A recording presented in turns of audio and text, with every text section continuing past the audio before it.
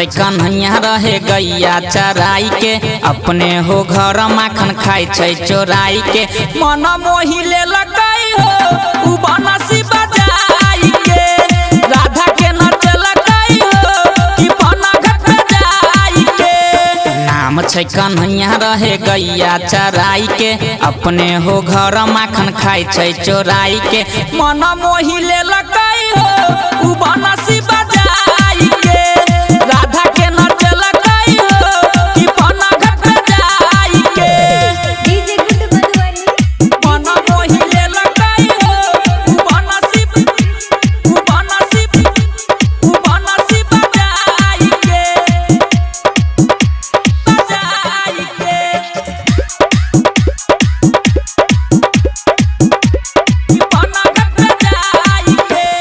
गोकुल के दुलरुआ छै नहंद के लाला, सूरत छै भोला भाला, रंग छै काला, रंग छै काला, रंग छै काला। एहो गोकुल के दुलरुआ छै नहंद के लाला, सूरत छै भोला भाला, रंग छै काला। छै के परेशान हुन के से ओकर मैया, बारा उता पाती छै हो किशन कन्हैया। मन मोही ले लकई हो उ बनसी बजाई के, राधा के नच लकई हो कि पना घट पे जाई के।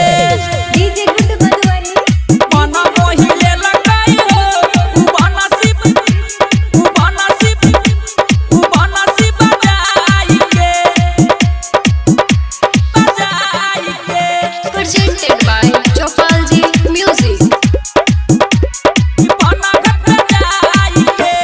सबसे छै खास दोस्त ओकर सुदामा, जेकर हो दुश्मन बनल छै के मामा, बनल छै के मामा, बनल छै के मामा। एहो सबसे छै खास दोस्त ओकर सुदामा, अपने हो दुश्मन बनल छै के मामा।